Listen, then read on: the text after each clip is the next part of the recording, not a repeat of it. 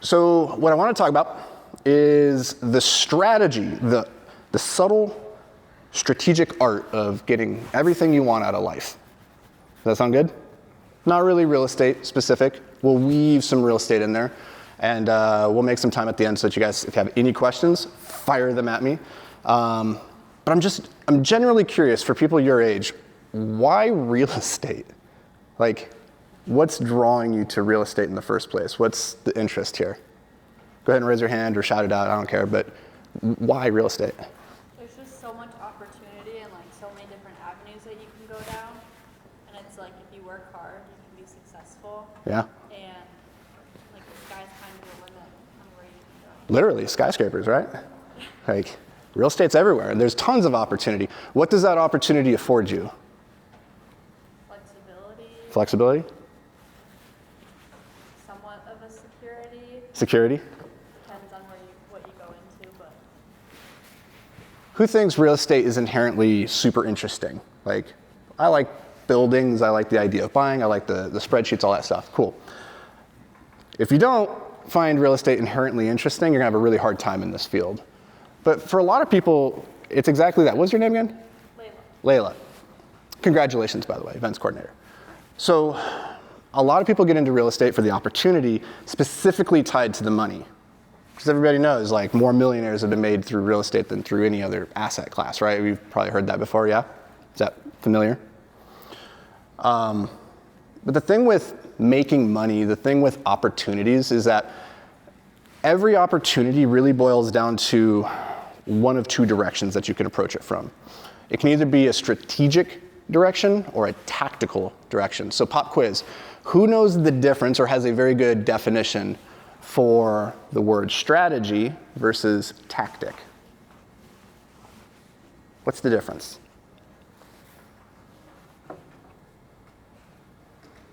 Go for it. Strategy is a plan as a whole, and tactic is something you use to achieve that plan or goal. Nice, I like it. So strategy is a plan for achieving a goal. Tactic is the thing that you're going to do in pursuit of that. Another way of putting this, and that's really good. Garry Kasparov. Anybody familiar with that old man? Chess player? No? Oh, okay, that's okay. He played Deep Blue back in the early 2000s, first human to lose to a computer. It's been downhill ever since for us. Now with AIs coming up, it's game over. His definition is very interesting, right? Chess is a strategic game. It's also very tactical. He says, tactics is knowing what to do when there is something to do. Strategy is knowing what to do when there is nothing to do. And this is a really important distinction because strategies, like you said, they're the plan that give you the opportunity to then exploit tactically. And I have a feeling that a lot of people, when they come, they talk to you in a lot of the classes that you guys are having right now, they talk to you about tactics, talk to you about like how to fill out the spreadsheet, how to talk to brokers, how to, sign a contract, all the tactics. The problem with that is that tactics can be taught, they can be trained, and so they're inherently not very valuable. Like you guys have valuable skill, but I can train somebody to do the same thing.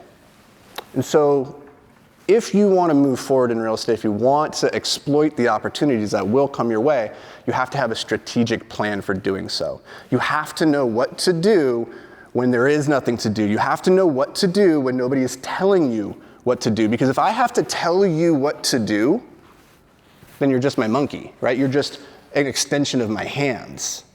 And that's useful, but it's not uniquely useful. It's not uniquely valuable in a way that's going to help you rise through your field.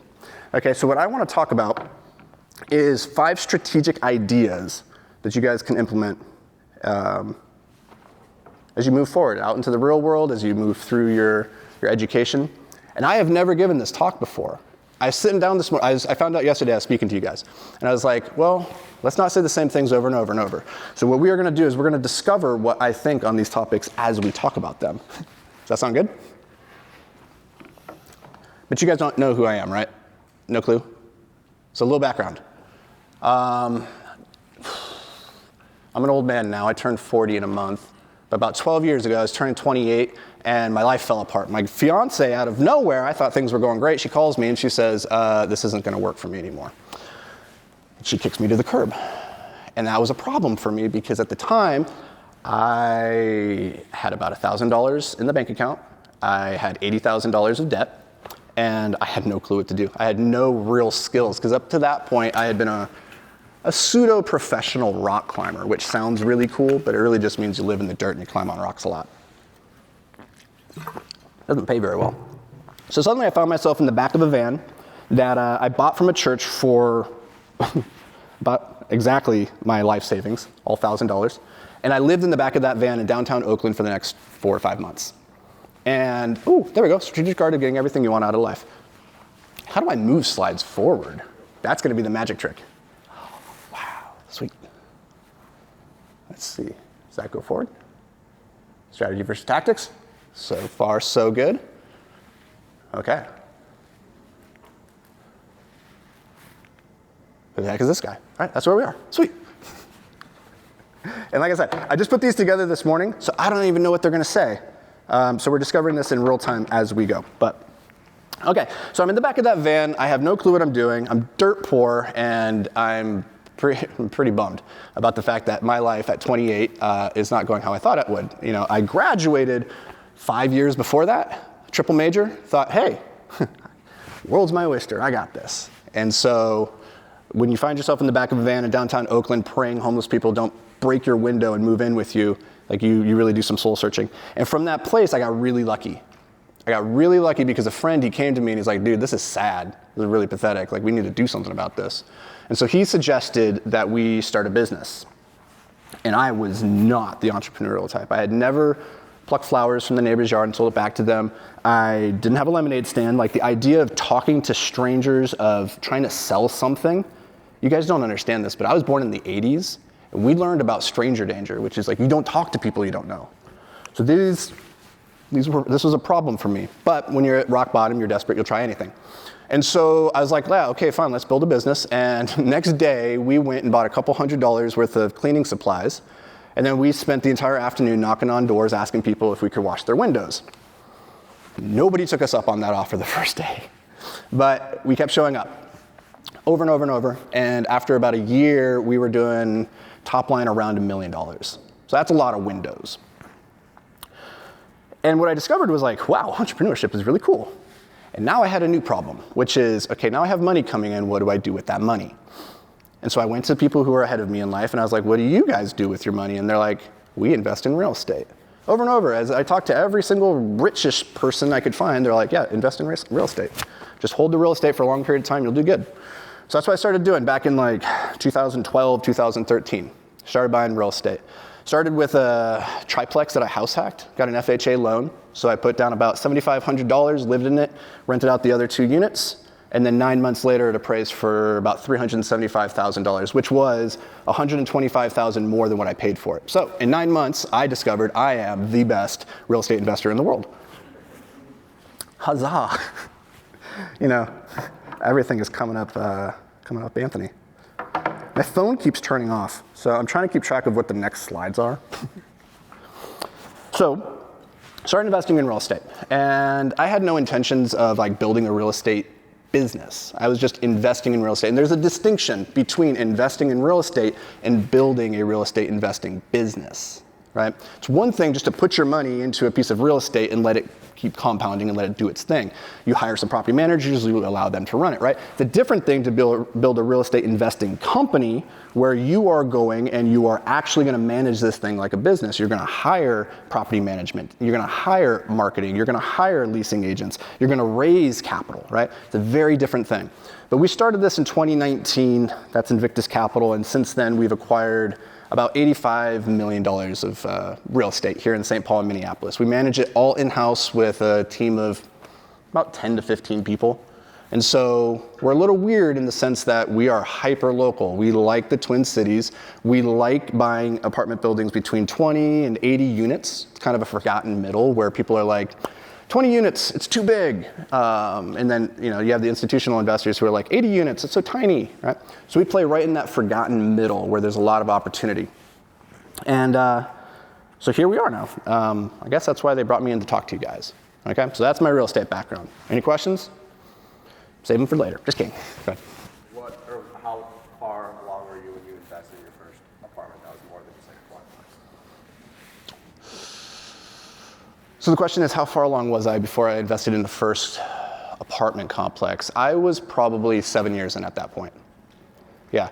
There's this big rush in the world of real estate and investing. People say like, oh, scale is better. You got to get to scale and like bigger is better, right? But honestly, I found there's a ton of profitability in really small properties and that there doesn't need to be a rush to go scaling really quickly. Just because you have 10,000 units doesn't mean you're 10,000 times more profitable than if you only had, 1,000 or 100.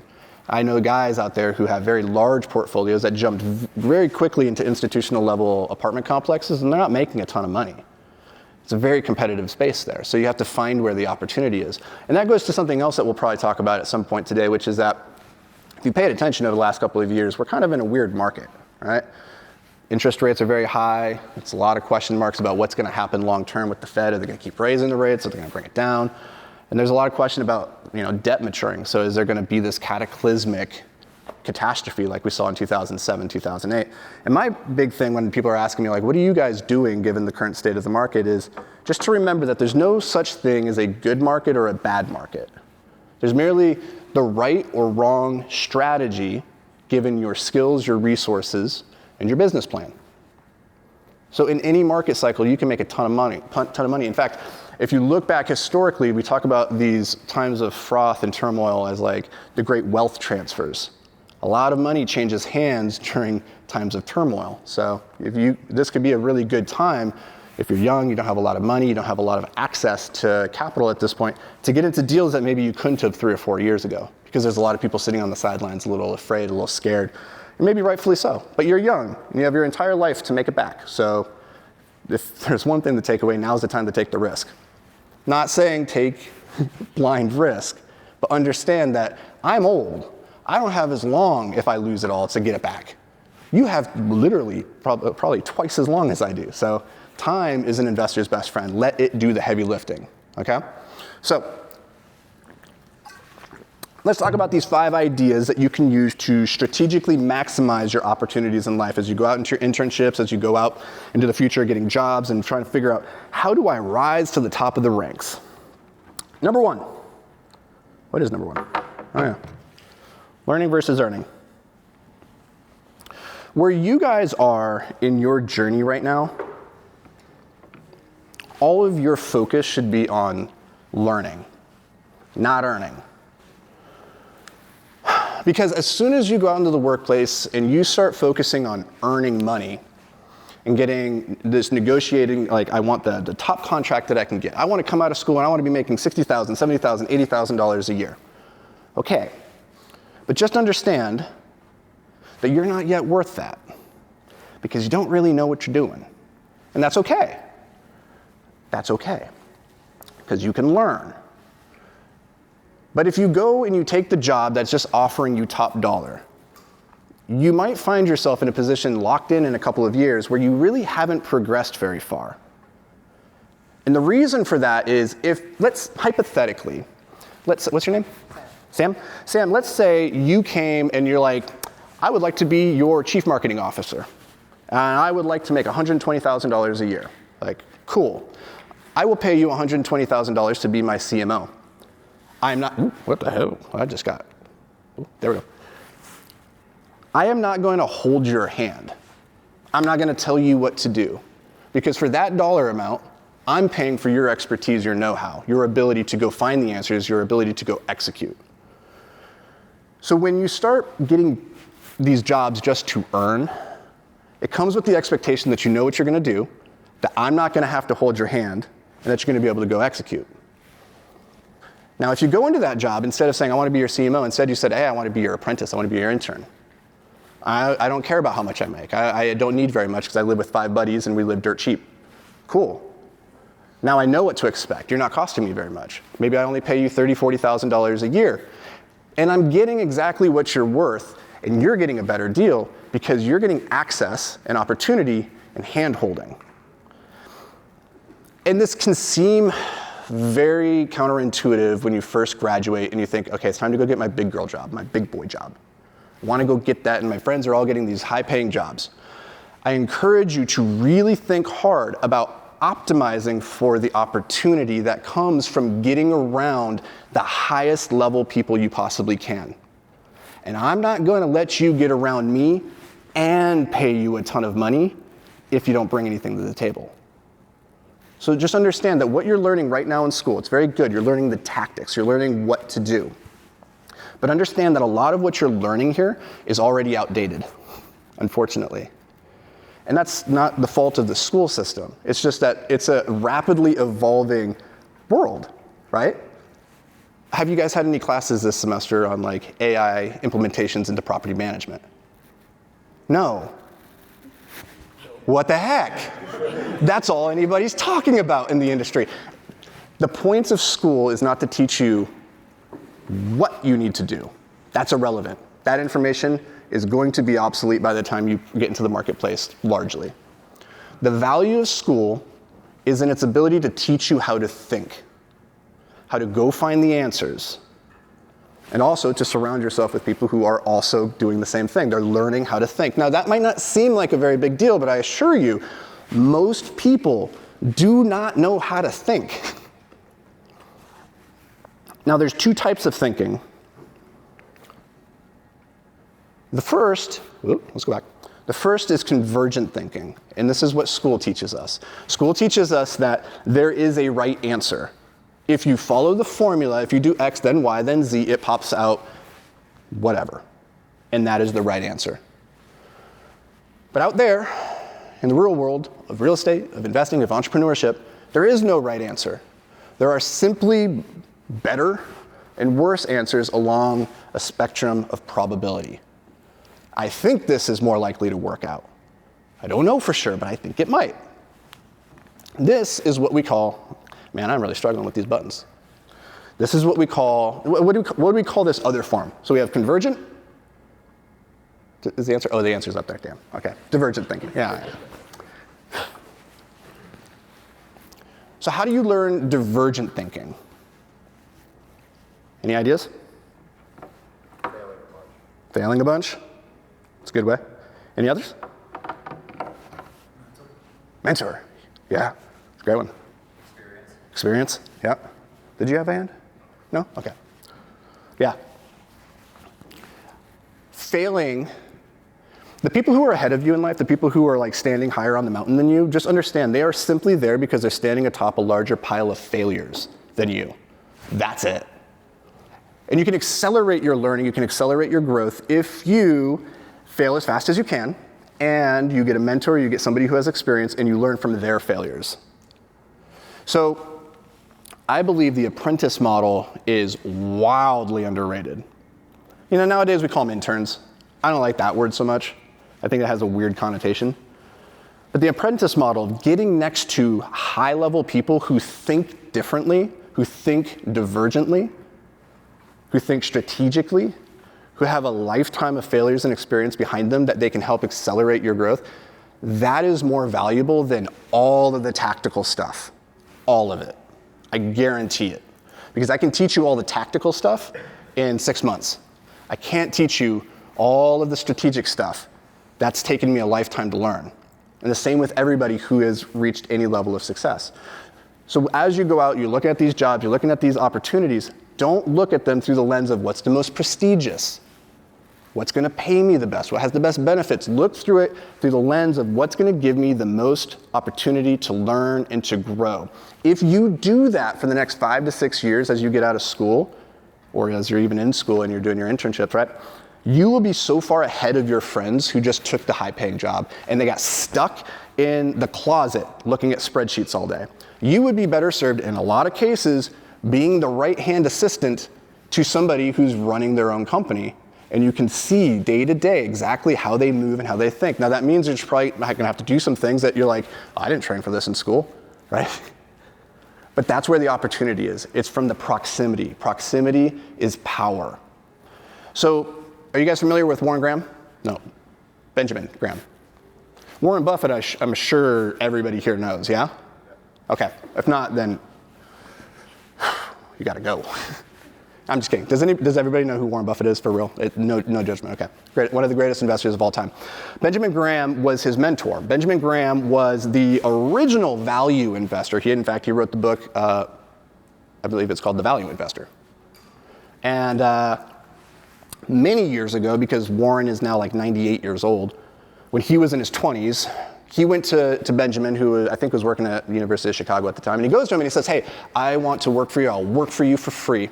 Just teach me everything you know. Just let me be around you. I'll do whatever it takes. Benjamin Graham looks at him and says, even for free, you're overpriced. And Warren would go on to be one of the best investors the world has ever seen. Harsh. And that is the reality, is that even for free, you're probably overpriced in the marketplace right now. And I say that just so that you go in with realistic expectations and you understand the value of what you're getting in the first decade of your career. It's not the earning, it's the learning, because as soon as you make the transition to making the money, you're gonna slow down on your learning, because now it's time just to execute what you already know, and you don't have a lot of time to go continuing putting in the time and the reps to continue learning and growing. Does that make sense? You guys are a lot quieter than the last crowd I spoke to. They were going crazy. All right. Are you guys tracking? Is this valuable so far? Is this helpful? Okay. Idea number 2, master leverage. I'm gonna leave it at that. I'm just kidding. Leverage will get you further ahead than hard work, but hard work is required to get the leverage. So you, over the next however many years of your life and your career, need to focus on putting in the hard work and optimizing for the opportunities that will give you maximum leverage. There's 4 types of leverage in particular that you want to be on the lookout for, that you want to be actively developing, actively mastering, actively acquiring. Does anybody have any idea what those 4 are? It's very popular these days. A lot of people talk about it, not just me. Any ideas? No? Okay, cool. Fresh ground. All right, there's 4 types of leverage to think about. You got labor, capital, technology, media. These are the 4 types of leverage that really play a part in making money, optimizing for opportunities, growing businesses, taking advantage of real estate, right? Labor is, your own labor or recruiting people to come and work with you. This is the part of leverage that most people get all like jazzed about. They're like, how many people work for you? Like, that seems to be like the criteria a lot of people value, is like, how many people work for you? How many people do you manage, right? Let me just tell you, it doesn't matter. Like, it doesn't matter if you manage 100 people or 10 people. It matters the output. It matters the value that those people are able to bring to the world. The labor leverage is very valuable. Without it, we would not have pyramids. I don't know how valuable those really are, but I'm struggling with this. So labor leverage, a really good example of this is when I grew that window washing business all those years ago, I did not wash 1 million windows. I did not wash $1 million worth of windows. I hired my buddies to do it. And they washed the windows, and I paid them. That's great. That's a great way, right? That's the first type of leverage. It's the lowest form of leverage, but in the beginning, it's all you have. So you have your hard work, and if you're really, really persuasive, you can get your buddies to do work with you. Has anybody read Mark Twain? Tom Sawyer? The whitewashing of the fence? No? Some? See some? Okay. I'm not going to tell you the story, but do go look it up. It's a good story. And then start thinking, oh, how do I do that? How do I attract talent to do the work alongside me or for me so that I don't have to be the one that's doing it? I can focus not on the tactics, but on the strategy. When you hire people, they're doing the tactical work, not the strategic work. Does that make sense? Yeah? Okay. Second form of leverage you guys are all familiar with, capital leverage. This is equity, this is debt, right? You give me your money, I will invest it on your behalf. I'll take a little bit of the delta, you get some returns, and that's great. That's how we acquired our $80-ish million of real estate. We raised $40 million of private equity from private investors. It's a great thing. Problem is, nobody's going to give you their money unless you have some kind of track record, right? Like some kind of know-how, some kind of skill. But that is how the majority of wealth was created in the 20th century. Warren Buffett, greatest investor anybody's ever heard of? Capital leverage. People give him billions of dollars and they're like, just invest it for me. Take what you want. And he does it really well. Third form of leverage is technology. So that's code, that's AI, that's everything that's out there right now that the marginal cost of replicating the product is practically zero. What I mean by that is you could create a software right now, right? Is anybody familiar with AppFolio? It's a property management software? No? Okay. That one piece of software they create at one time, they have tens of thousands of users that are generating, hundreds of thousands, millions of dollars of profit for them every single year, right? So software. So when we're talking about AI and how to implement that into our property management systems, that's an opportunity for leverage. And this is where you really need to be thinking, like, as you go out into the world, is like, where are the opportunities for me to express leverage? Where can I get this from? I'll tell you what, old guys like me, we don't know a lot about technology. I still use Facebook. Who's on Facebook? Okay, like 5 of you, I get it. Like, you know more about the state of technology. It's moving so quickly, so rapidly, you know it better than others. So that's an advantage, but only if you lean into it. The fourth one is media. The fourth form of leverage, this is my favorite one. Media is, you can put out content, you can put out a blog, you can put out a Twitter post, you can put out a book, a podcast, and that thing could be viewed millions and millions of times. Right? We put out a video, our YouTube channel has 200,000 subscribers and gets millions of views every month. We write for Twitter, we write on LinkedIn, they get hundreds of millions of views every single month. That's the power of media. Create it once, everybody knows who you are, because you've probably heard it before that it's not about what you know, it's about who you know. You guys heard this? Okay, that's wrong. Does not matter who you know. Matters who knows you. I know Oprah. Oprah does not know me. So if Oprah has the best deal anybody's ever seen, the best opportunity that I am the perfect person for, it's not going to me. Who's it going to go to? Who she knows. It's going to go to somebody she knows. Media is your opportunity to become known. This is the beauty of a personal brand. You might think oh, I'm young, I don't have anything, nobody cares what I have to say, right? I call bullshit. I think starting off in the beginning of your career is one of the most interesting times to document what you're doing and to share it with the world. Not from the position of, look, I'm the expert, but look what I'm going through. Look what I'm doing. People love watching other people. And that can be a massive form of leverage. In fact, it's that form of leverage which has enabled us over the last 3 years to not pursue a single deal. They have all come to us from sellers selling us their portfolios. It's the media. So all 4 of these are valuable in all aspects of entrepreneurship and business, but specifically within real estate. Any questions on this? No? Cool. Why would someone then come to you guys for deal and Vicus? To do a deal with us? Because people do deals with people they know, like, and trust. Because we have done close to 600 podcasts. We've done tens of thousands of hours of content. We've written books. People know who we are, or at least they feel like they know who we are. And so when it comes down to, do I want to do a deal with Anthony, who I've sat and watched all this content from, or this other person who I've never really heard of, they're probably going to lean towards me. It's the same reason why, Joe Rogan has so much pull, so much ability to move product. If he says, hey, I use this product, it's really great, millions of people will go buy that product. Why? Because they feel like they know and like and trust Joe's opinion. It's the same thing. You can't do business with somebody if they don't know who you are. You can't sell a product to somebody unless they know who you are, even if it's the best product in the world. The truth is, you can't save souls in an empty church. People have to be there. They have to know who you are. And if it's a choice between doing a deal with somebody who I've heard of a few times versus somebody I've never heard of, they will always do it with the people they've heard of. And we see this in election cycles all the time. People vote based off the name they recognize. They're like, I don't know who all these people are, but I've seen that one. That's why they do the yard signs. Have you ever wondered, why are all these yard signs out here? Does this actually do anything? It does. It puts that name into your mind so that when you go to the ballot box, you think, I've seen that name before. That feels familiar. And we vote with things that are familiar. This is one of the 6 laws of influence. There's a really great book by Robert Cialdini called Influence, the 6 weapons or tools of persuasion and influence.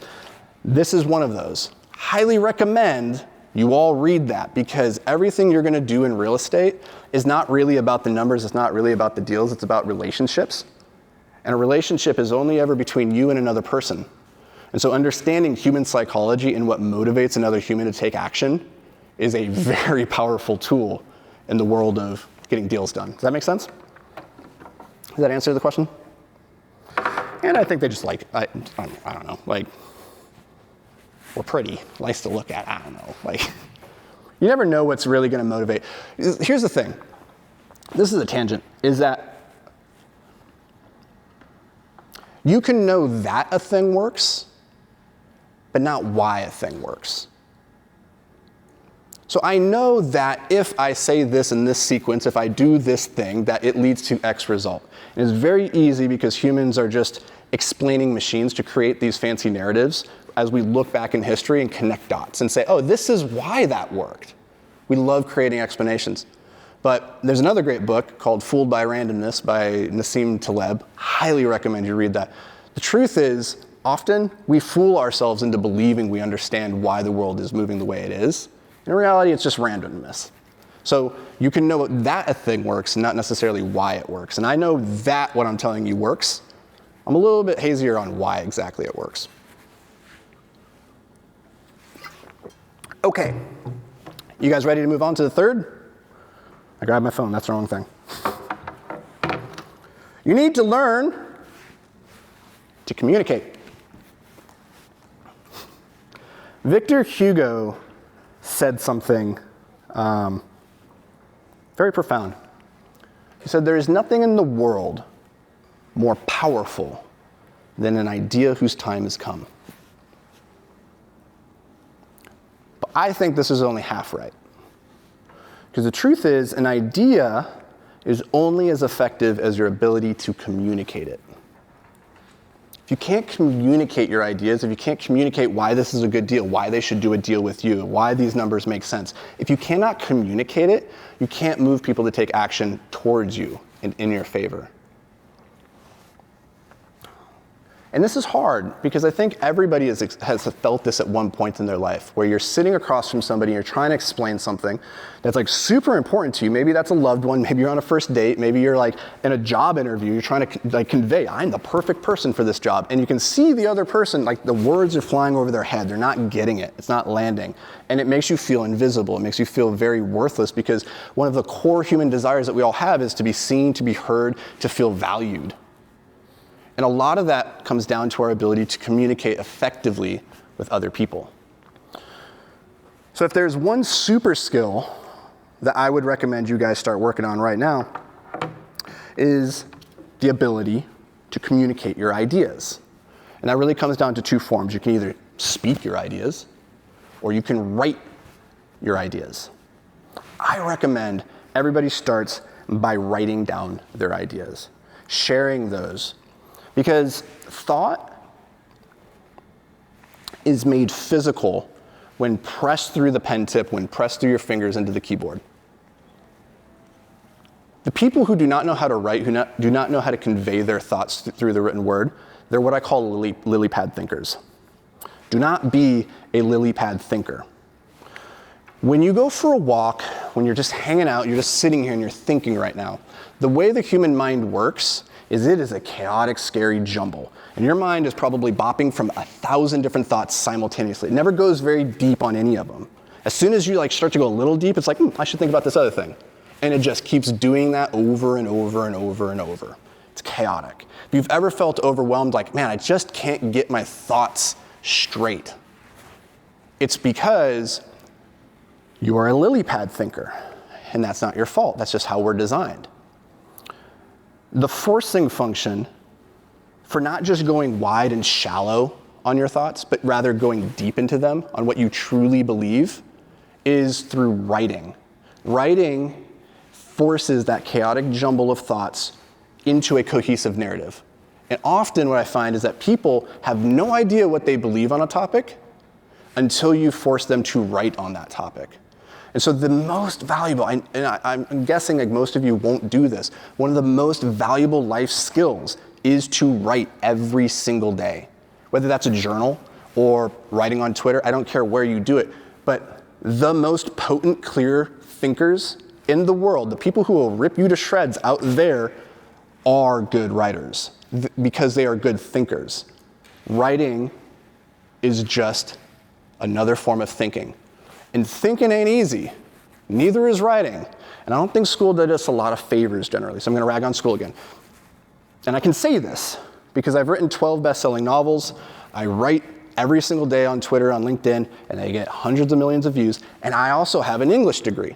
And I know from personal experience that a lot of what I learned in schools, it made the act of writing even harder because I thought there were rules. The truth is, there are no rules. You get to make them up. All that matters is that you get the thoughts out in a way that makes sense to you. And when you do that, well, that's what we call voice. Now you have style. Have you guys ever read Cormac McCarthy? No? What are they teaching you guys? I'm just kidding. That's another great author. Cormac is famous because he has a beautiful style, and he would have failed every single literature exam in the world. He has the worst punctuation. It doesn't make sense. He has run-on sentence. It's terrible. But we call that voice. Okay? So don't get in your head about whether or not what you're writing is actually good, if it's actually worth reading. It doesn't matter. The value of writing, of learning how to communicate, is you gain better clarity.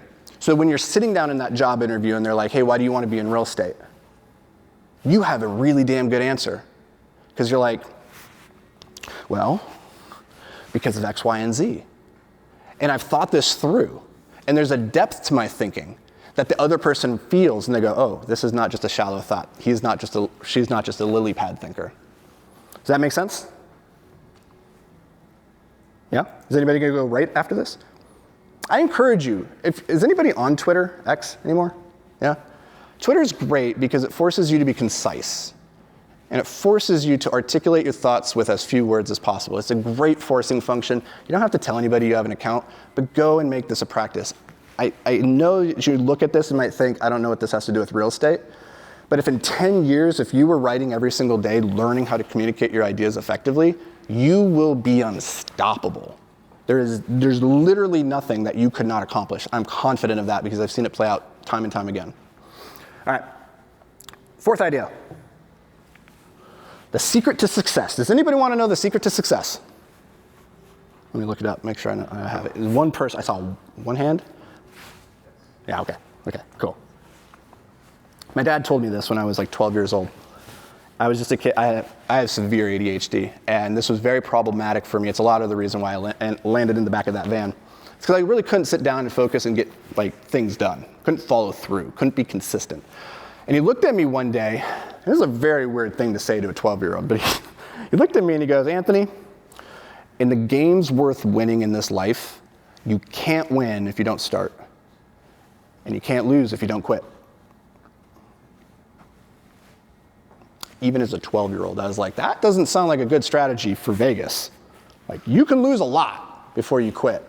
But in the infinite games of life, the infinite games where you are pursuing your greatness, where you're building a business, where you are trying to be a better version of yourself every single day, the games of relationships, where there is no end in sight.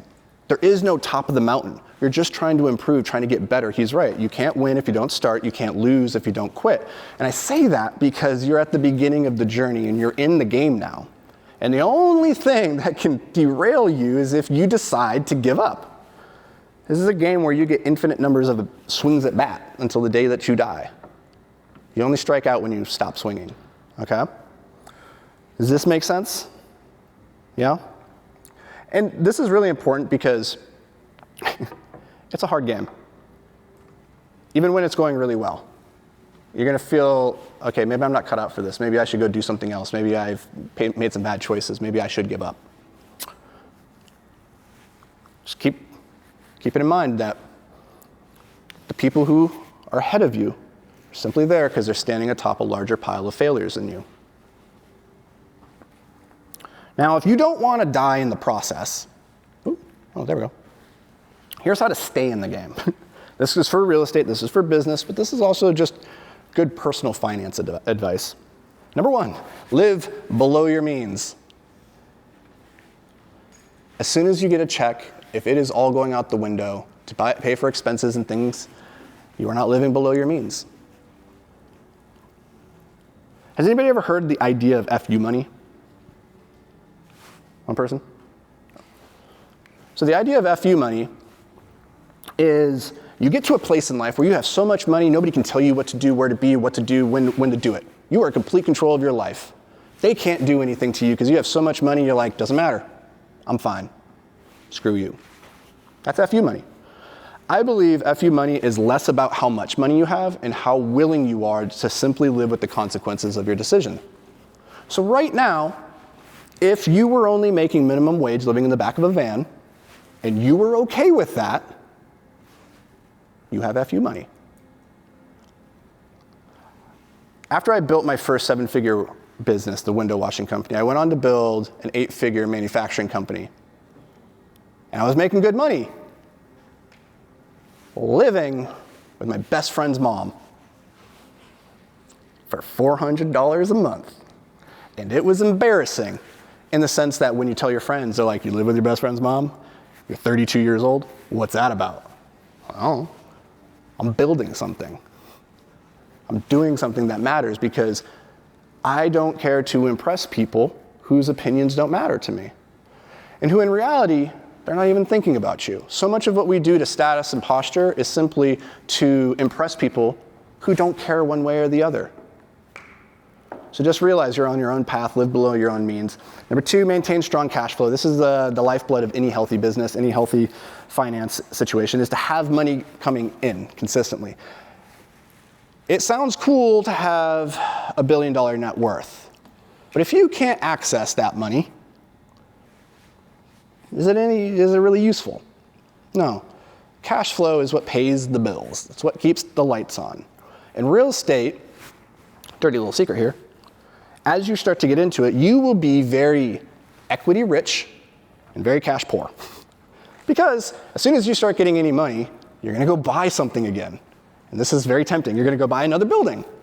And so your equity keeps growing and your net worth is gonna grow. And one day you'll look up and you'll be like, I'm worth $10 million and I make $50,000 a year. Cash flow is very important. Optimize more for that than you do for the equity growth in the early days. Does that make sense? Keep ample reserves. You can't be forced out of business if you have an infinite war chest. Could you imagine? Apple has like more money than God in a bank account. I did the math on this, and I was like, if they lost $1 billion every year for the next 100 years, they would still not go out of business. They have so much money put aside in the bank account.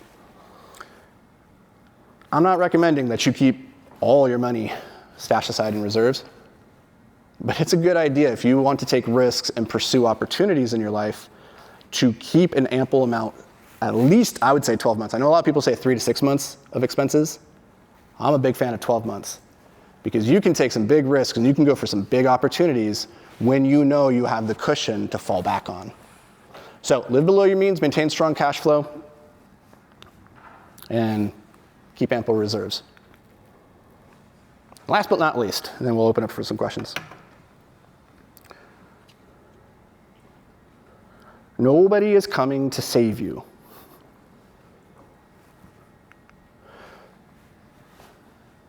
Your teachers won't make you smart. Your doctors won't make you healthy.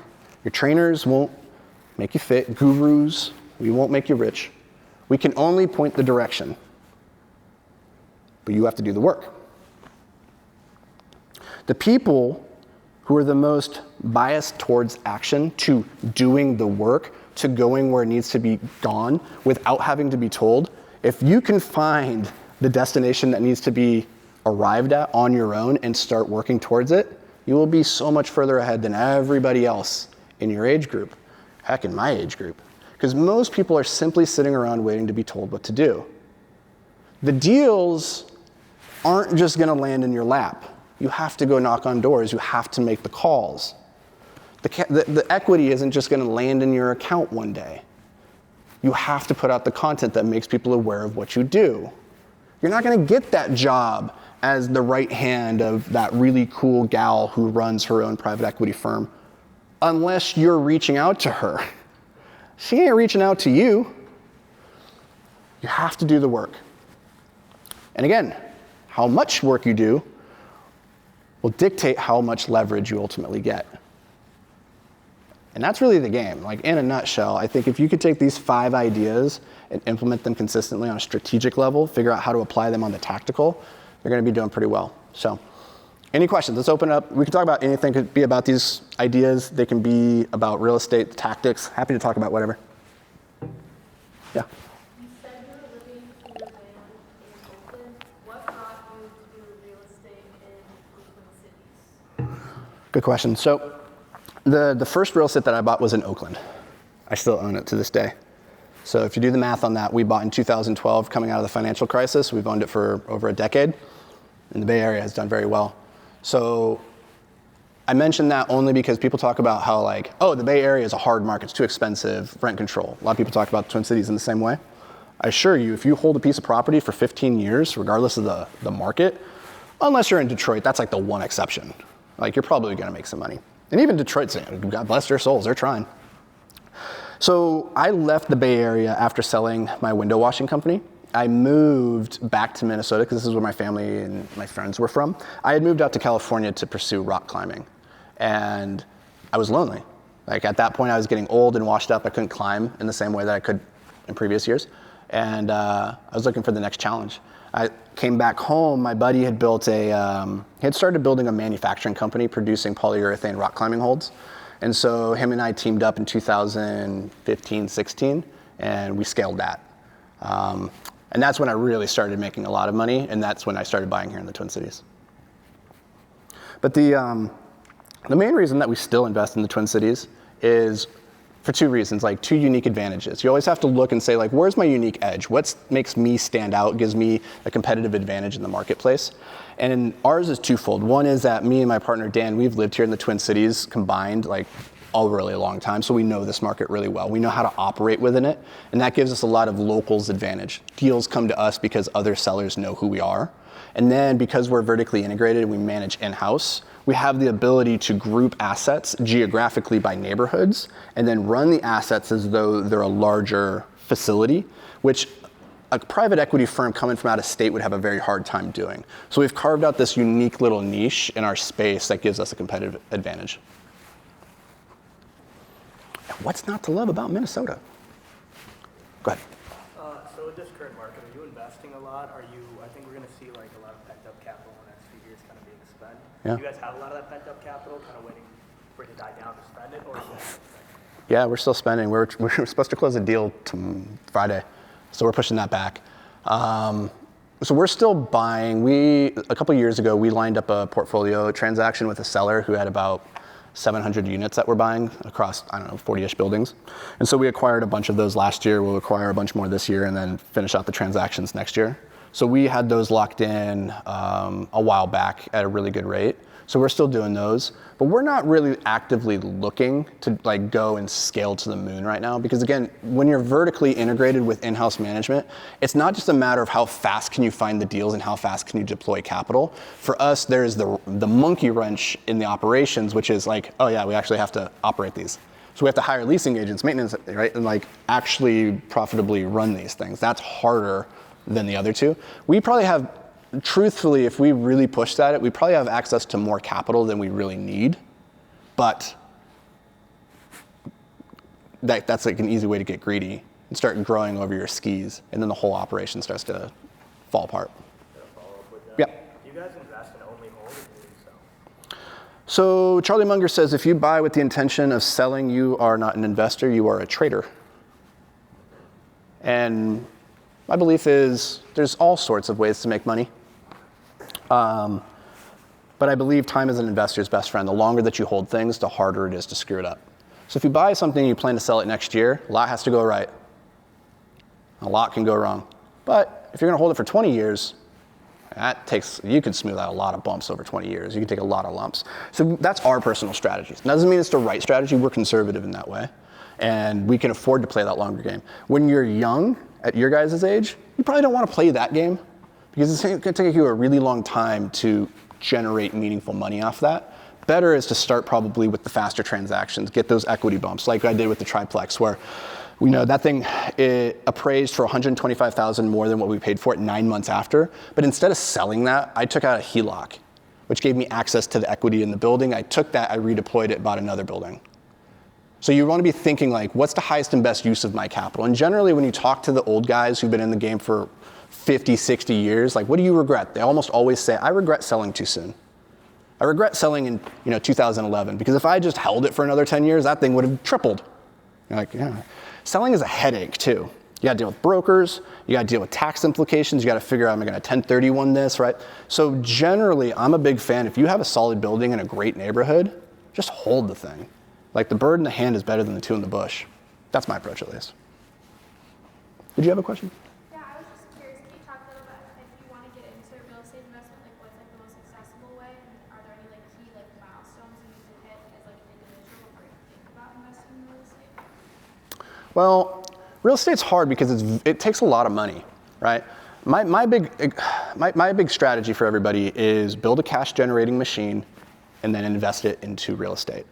So you got to first learn how to make the money and then manage the money. Because real estate is like what people, they kind of gloss over this, is yes, it makes a lot of millionaires on paper, on equity, but it's very hard in the early years to get the money necessary to go and buy that and then to hold it long enough to realize the gains. So you hear all the success stories and you're like, hey, that's really great. You made $125,000. Neat. That's like what, a year's salary? So I got to go do that again and again and again. Like, so generally what I recommend is go figure out how to make a ton of money first, whether through a business or working your way up through the corporate ladder, making yourself very, very valuable. Get to the top, have a lot of money coming through, and then figure out how to deploy it. If you're really scrappy and you're like, I want to get in and I want to get my elbows dirty, you have to understand that the only way to make money in real estate then is through your sweat equity, right? It is going and buying those rundown buildings that don't cost a lot and you're putting a lot of time and energy. And you're young, so you have that capacity to do that. And so I don't mean to deter anybody from that. I'm just old, so I'm not gonna do that right now, but for you guys, that sounds great. And so if you could figure out like how to get next to, let's say hypothetically, a person like me, you're like, every deal needs 3 things. Every deal needs somebody who has the time, somebody who has the experience, and somebody who has the capital. Have you guys heard this before? Okay. I have the experience, I have capital, but I don't have a lot of time. Now, if you're a young, scrappy person and you came and you're like, I have this amazing deal over here, it's perfect. I know exactly what to do. I know how to run it. I have the contract all lined up. All you need to do is put $50,000 in and tell me what to do, right? Hold my hand and show me. I will take 20% of the equity. I'll give you 80%. You're giving me 80%, right? Because you don't know what you're doing. You don't have the capital, right? Now you're into your first deal. And now you're learning. And that's what I mean when I said at the very beginning, are you learning or are you earning? It would be, don't bring me deals. You can't do deals with me. I'm not using this as like, bring me deals or anything like that. But if you were to bring a deal to a person like me and say, hey, this is the best deal, blah, blah, blah, blah, I'm gonna do all the things, and blah, blah, blah, it's great, and they look at it and they're like, that is a fantastic deal. And you say, hey, you put up the money, I'm gonna give you 90%, all I ask is 10, just enough to live off while I manage this thing, whatever. You'll look at this and you'll be like, oh, I could get more money, 10% for finding the deal, for running the deal, I should get more. But you're gonna get so much more out of the education of being next to that person and getting their experience. So back in 2020, we did a deal with the guy who actually we're buying his portfolio now. We bought a building over here on Grand and Good. We bought 4 buildings from him on Grand and Goodrich, or Grand, Goodrich, Hawley. And now he's selling us the other 700 units. When we first met him, we were newer to the apartment space. And so we ingratiated ourselves and we were willing to pay a little bit more for those assets and to make a relationship with him. So we weren't being so transactional, we're taking the long view. Like we want to know this guy, learn from him because he's been in this market for 30 plus years. That's a very valuable asset. And so even in that instance where you're not working for the person, but maybe you would be in a more traditional sense, like on opposite sides of the table, buyer, seller, we were still looking, how can we put ourselves into his good graces so that we can learn from him? So always be asking yourself, is the money more valuable or is it the knowledge and the access? And in 90% of the cases in real estate, it's the knowledge and the access that's way more valuable. That was a rambling answer. I don't know if it helped. Any other questions? So if you were graduating college in to start a real estate career with a wise tactic?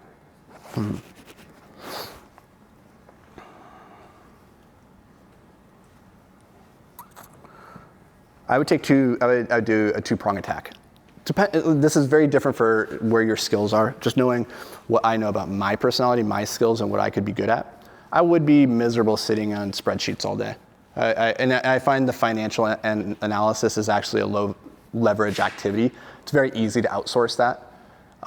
Harder is the sales and operations. So what I would do is I would go and first become an agent and sell. I would start selling because they have the relationships with everybody. Even if you're not actually making a ton of money and actually making the sales, you're getting access to who those sellers are. You're starting to see behind the scenes of how these things work, the different players and what's working, what's not working. Simultaneously, I would try, if your goal is to do what we've done and go and build at some point like a management company or an equity firm, is to moonlight maybe 1 hour a week, or not 1 hour, but maybe like 1 day a week for a property management company. Go get your hands dirty on the leasing, on the management side, so you can see all the way from the beginning of the transaction to the end, from residents getting placed in their units, collecting rent, all the way through to, this is a building closing. They're bringing investors into it. Now I can see how did they raise the equity, how did they raise the debt, and how did they get residents in. If you can see that entire spectrum and you spend the next 5 years learning the skills that come with selling property and managing people and systems, you would be so far ahead of the game. Most people won't do that though, because both of those jobs are very hard. They take a long time to get meaningful traction, and people will feel like they're wasting their time and energy and their skills, because it will require you're not gonna make a lot of money as a leasing agent, probably, right? So it's gonna be a step down versus what you could make if you went and did something else in finance. But the problem with taking the high paying job, just so you guys know right out of the gate, is that you get the golden handcuffs. You get the life that's good, it's comfortable, you have the nice apartment, you have the nice car, you're making good income, but because you're probably not living as far below your means as you should be, you're not putting as much time and energy into growing and learning your skill set. You're gonna get locked into that path. It's very easy to be like, I'm making $125,000 a year, that's great. That's great when you're 25, maybe even when you're 30, then when you're 35. But if you keep following that path out, if you wanted to be an entrepreneur and build something and have an investment portfolio, it's actually quite hard to break those handcuffs. It's very, very hard. And the truth is, it's a paper prison that you've put yourself inside of. There are no guards. You could leave it at any moment and walk out. You're free. But for whatever reason, as soon as I can't remember who said it, I think it was Nassim Taleb, he said the two most addictive things in the universe is heroin and a monthly paycheck. The bigger that monthly paycheck, the harder it is.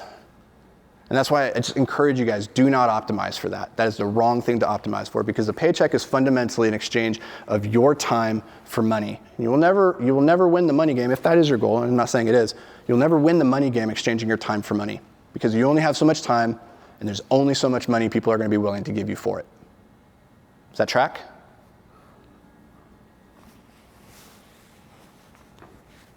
Any other questions? One more question and then we'll Who's got the zinger? Who's got it? Bring the heat. How do you not get greedy in a world, or the real estate world specifically, when most people enter it for the money? Yeah.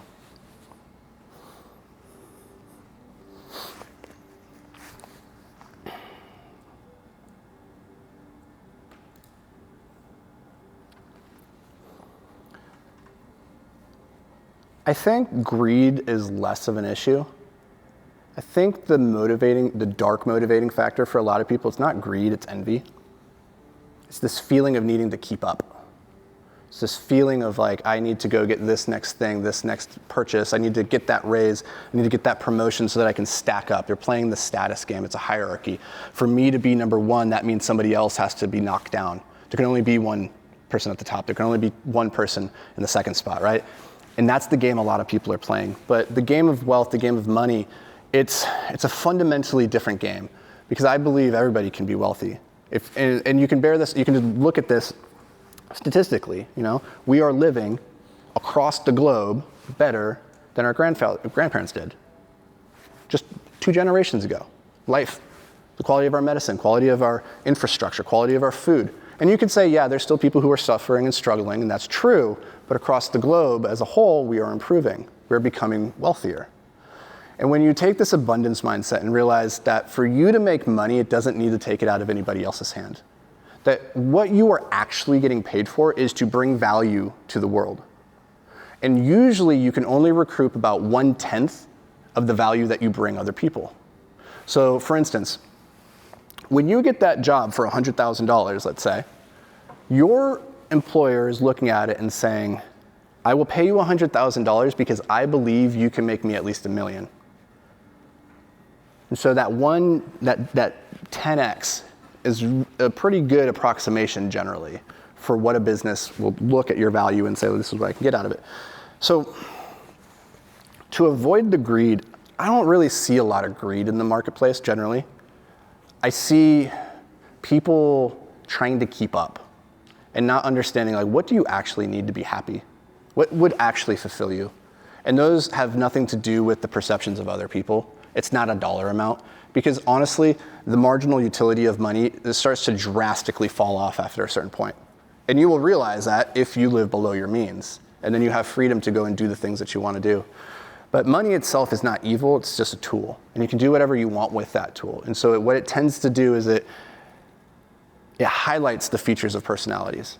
If you are a greedy person and you want money so that you can show the world, like, I'm better than you, and I take that, yeah, like, that's bad. I know thousands at this point of like very wealthy people, and I would say the number of people that I've come across that have that mindset are very few and far between. Most of them come at the act of building wealth through the lens of, I want to make a positive impact on the world, and money is a way of doing that. And now you could say, should they give more to the government and taxes and whatnot? But what I found is that entrepreneurs in business, it is the best way to improve the world. I think entrepreneurship is like, you guys are fundamentally agents of change, agents of transformation, because you're bringing value to the world that wouldn't have existed otherwise. And I think when you look at it through that lens, you can sleep well at night knowing like your intentions are pure. And if you want to give it all away, you can. Nothing's stopping you from that. But I think if you're not already a greedy person, you're not going to have that problem.